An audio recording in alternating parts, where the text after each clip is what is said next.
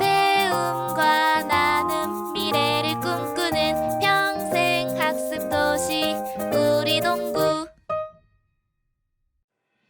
눈치. 사전적 정의로 일의 정황이나 남의 마음 따위를 상황으로부터 미루어 알아내는 일이라고 하는데요. 서양에는 없고 동양에만 있는 특이한 문화입니다. 이 눈치에 관한 문화가 사실 우리가 먹는 쌀에서 비롯되었다는 것을 아시나요? 여러분은 원숭이, 사자, 바나나 세 가지를 두 개로 묶어보라면 어떤 식으로 묶으실 건가요? 동양인은 원숭이와 바나나, 서양인은 원숭이와 사자를 묶는다고 합니다. 동양인은 바나나를 먹는 원숭이라는 식으로 기능적인 관계를 중시하는 반면 서양인은 동물이라는 추상적인 기준을 중심으로 생각을 합니다. 그런데 이런 동서양의 사고방식이 재배하는 작물에서부터 비롯되었다니 도대체 어떻게 된 일일까요?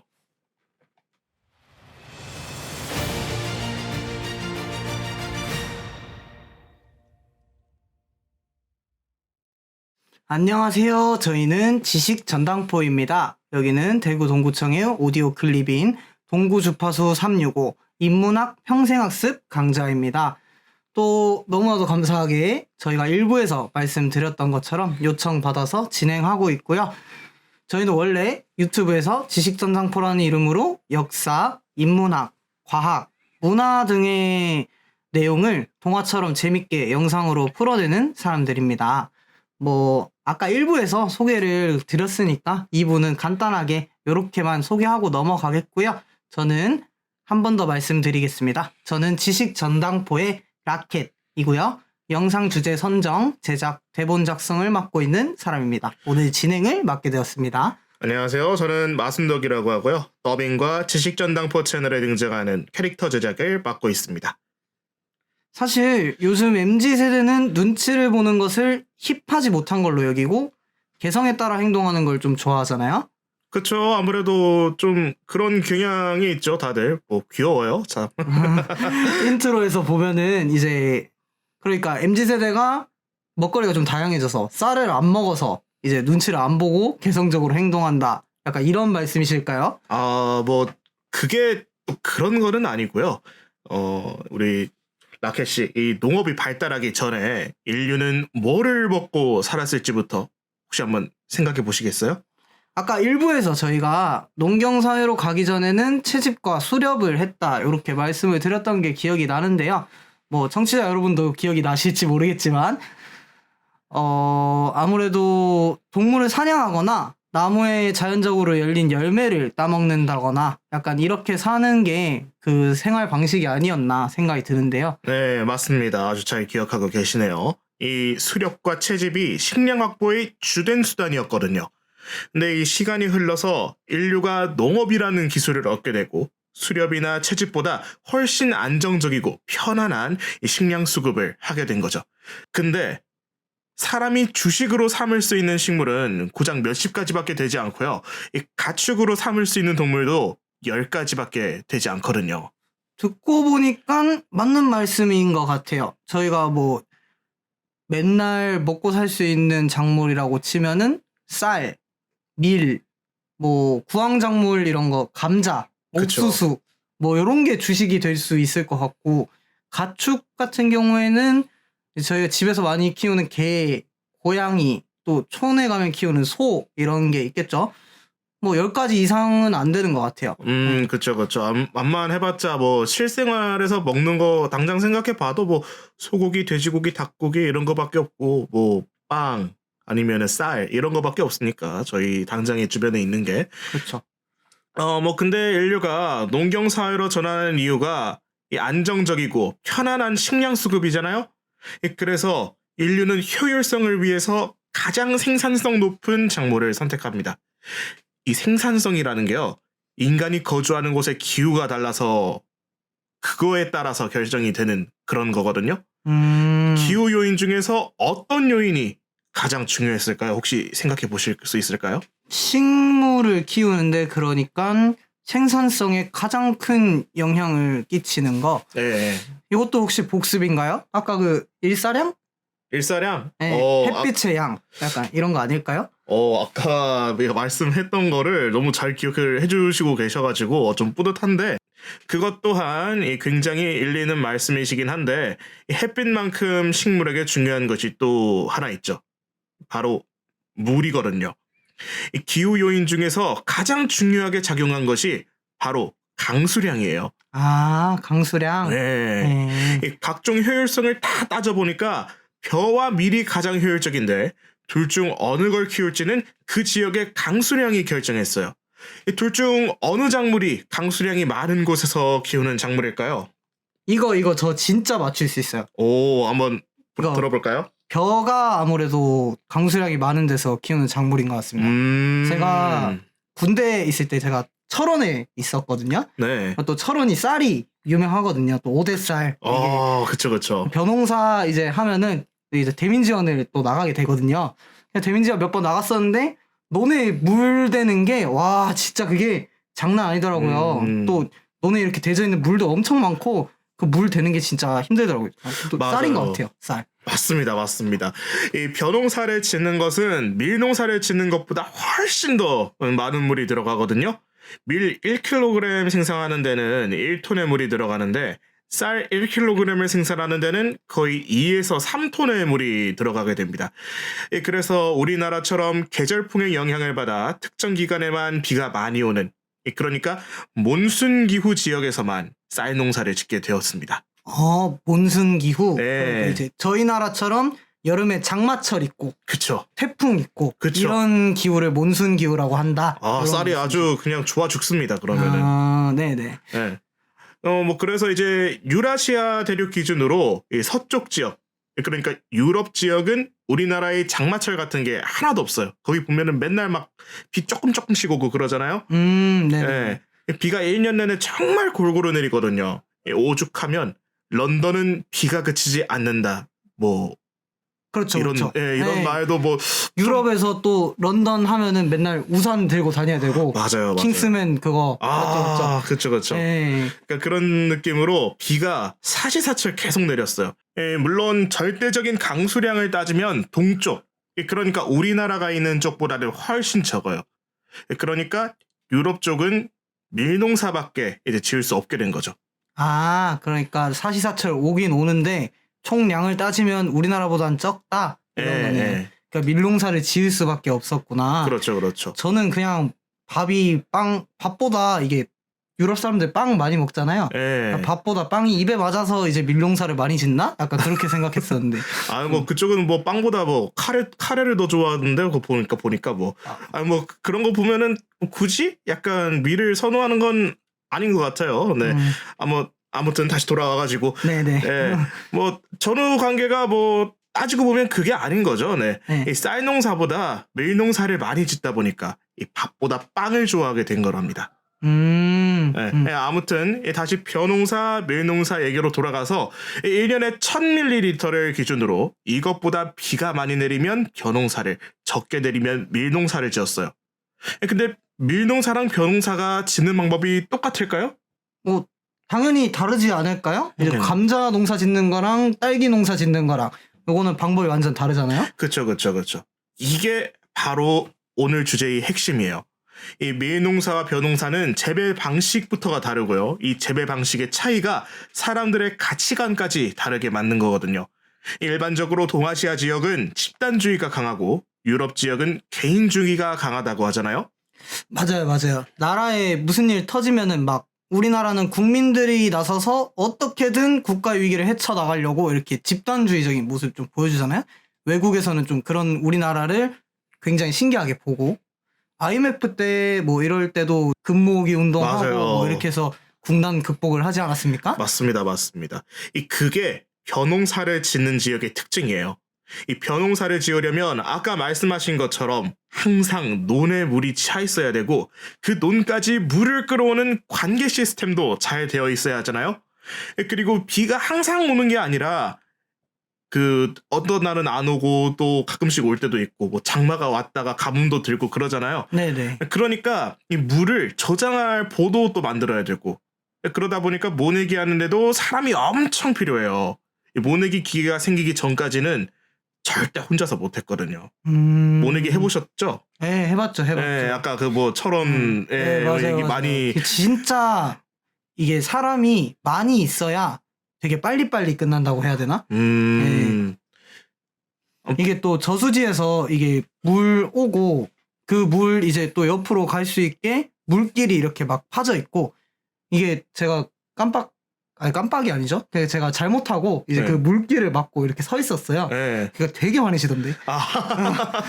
아이고 이 농민분들 그 한번 화내면은 큰일 나요. 이 아유, 농기구가 무서워요. 예. 네. 아무래도 이 물이 많이 드는 농사다 보니까 이 물이 약간 공유 자원의 개념이 돼버린 거죠. 근데 이게 또 밀농사보다 일손도 많이 필요하거든요. 밀농사가 1년에 수확하기까지 1,400시간이 든다고 하면 벼농사는 3,000시간을 일해야 돼요. 2배가 넘죠. 거기다가 또 중요한 조건이 하나가 더 있는데 혹시 뭔지 아시겠어요? 아까 말했던 것 중에 있어요. 글쎄요. 뭘까요? 뭐가 중요한 조건일까요? 아까 벼농사를 많이 짓는 지역은 장마철처럼 비가 몰아서 온다고 말씀드렸잖아요. 그러니까 벼는 시기를 딱딱 맞춰서 심고 걷고 해야 되는 거예요. 근데 이걸 혼자 다 했겠어요? 못해. 자연스럽게 공동체 의식이 형성되고 집단이 하나가 돼서 농사를 짓게 된 거죠.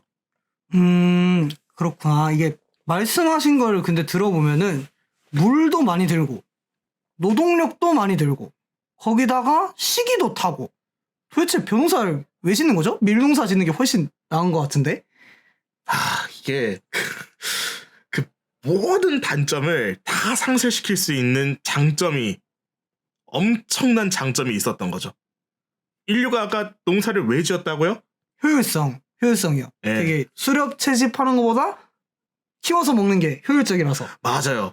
그 점이 쌀이 밀보다 압도적이에요. 그냥 얘는 피지컬부터 일단 차이가 나. 밀은 1에이커당 300만 칼로리를 생산할 수 있거든요. 근데 쌀은 1에이커당 720만 칼로리를 생산할 수 있거든요. 이게 에이커라는 단위가 좀 일반인한테는 생소할 수 있을 것 같아서 제가 잠깐 부연 설명을 좀 드리자면 네. 이게 4,000제곱미터 정도 돼요. 1에이커가.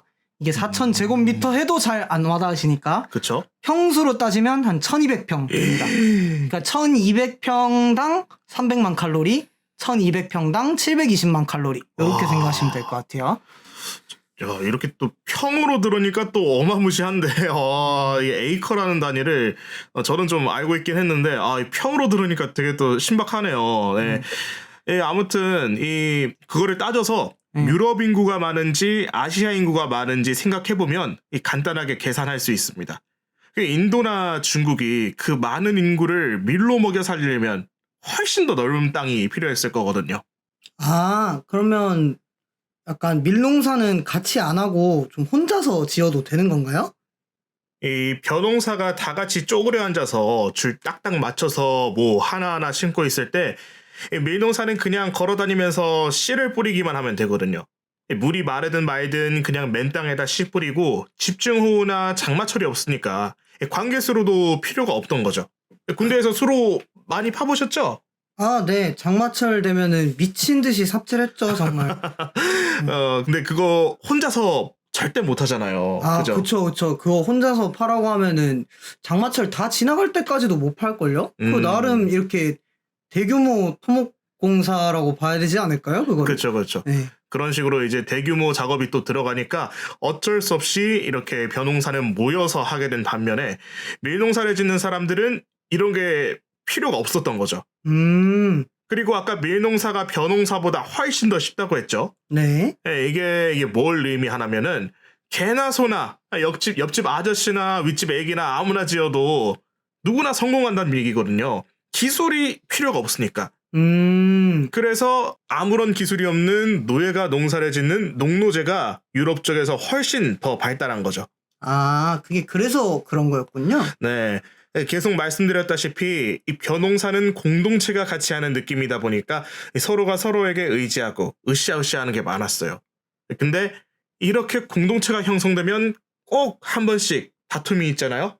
그렇죠. 아무래도 공동체가 형성되게 되면은 이게 점점 커지고 공동체가 커지고 하면서 그 안에 있는 사람들끼리 갈등이 있다거나 그런 사례가 좀 적지 않죠. 저희도 학교에서 조별과제 할 때나 또 동아리 활동 이런 거 할 때 진짜 갈등 많잖아요. 어우, 진짜 PTSD 몰려오네요.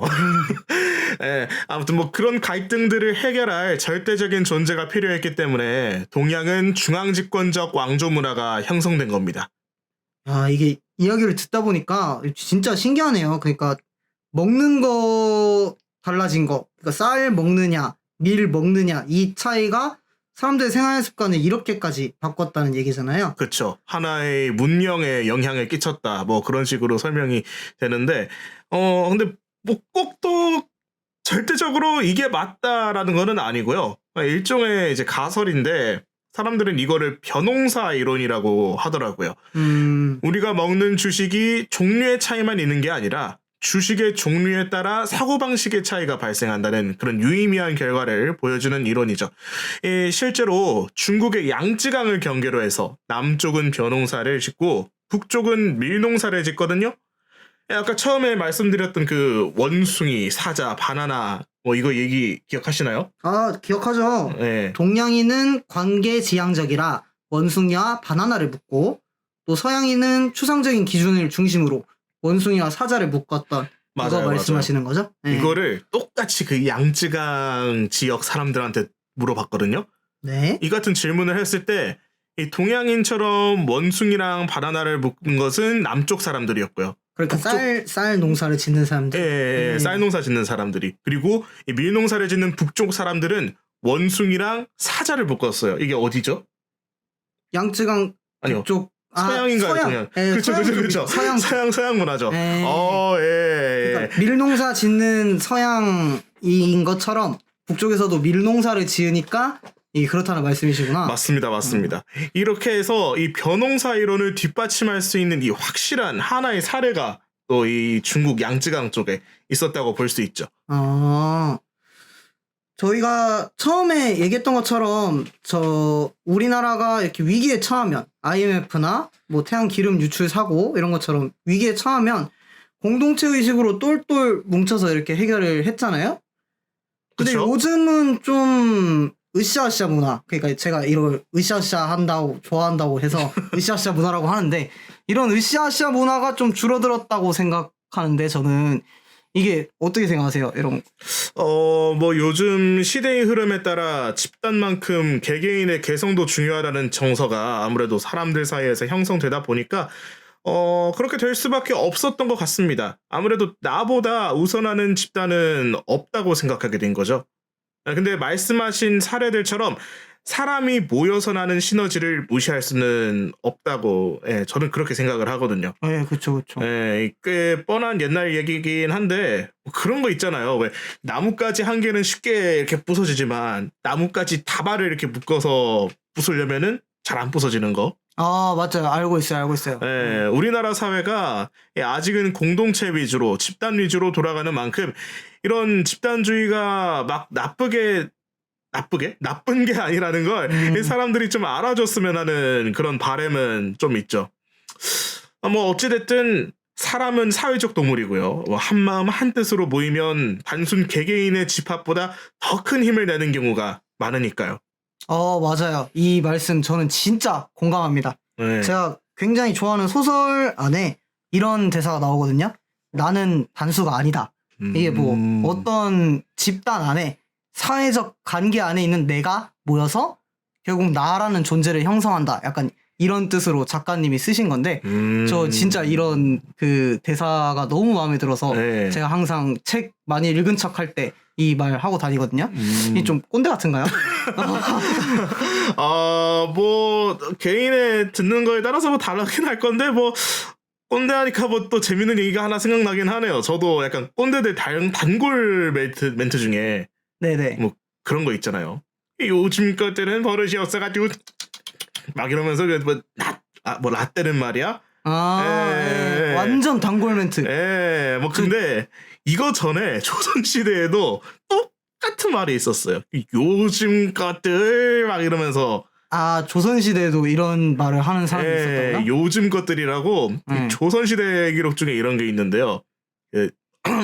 좀 연기를 좀 섞어가지고 해보자면, 요즘 가만히 살펴보건대 세상이 갈수록 풍속이 쇠퇴해져서 선비의 버릇이 예전만 못하여 경하게 밟고 행실을 닦아 치체를 잘하는 자는 적고 이 문사를 숭상하여 경악을 버리고 농리를 쫓는 자가 많으니 어찌 우리 조정께서 학교를 일으켜 인재를 양성하는 본의이겠는가.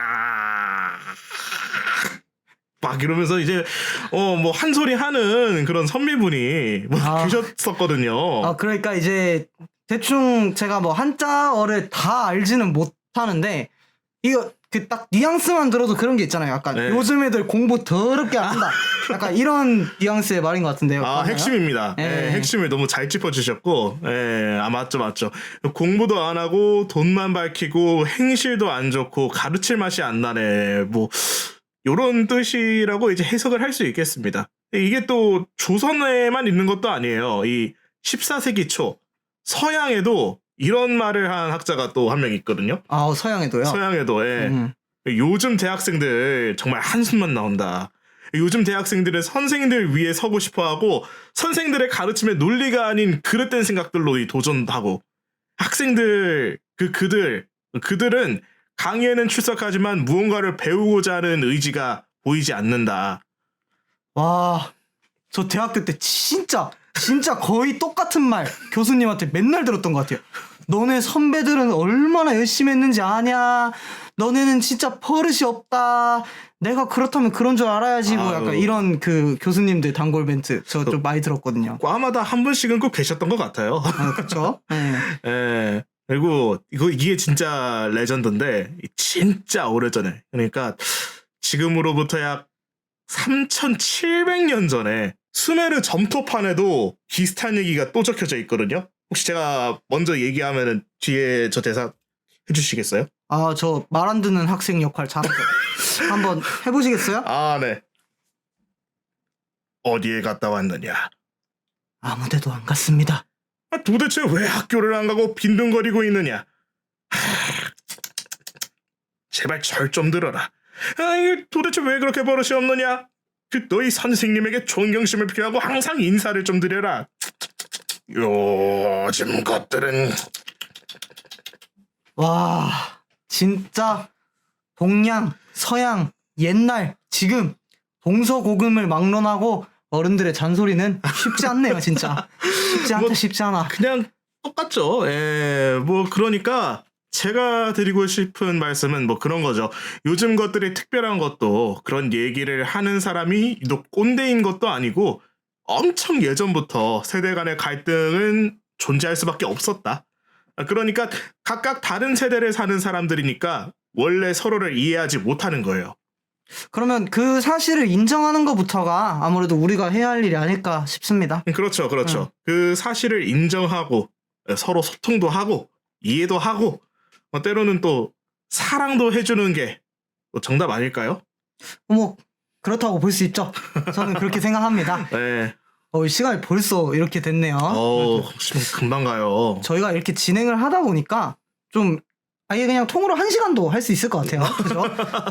그러다가는 우리가 힘들지 않을까? 좀 힘들 것 같긴 해. 네, 오늘 좋은 말씀 정말 감사합니다. 네, 정말 즐거운 시간이었습니다. 청취자 여러분 들어주셔서 감사합니다. 저희는 지식전당포의 마순덕 라켓이었습니다. 로켓이 될 뻔했네요. 네. 라켓이었습니다. 네, 고생 많으셨습니다. 네, 감사합니다. 감사합니다.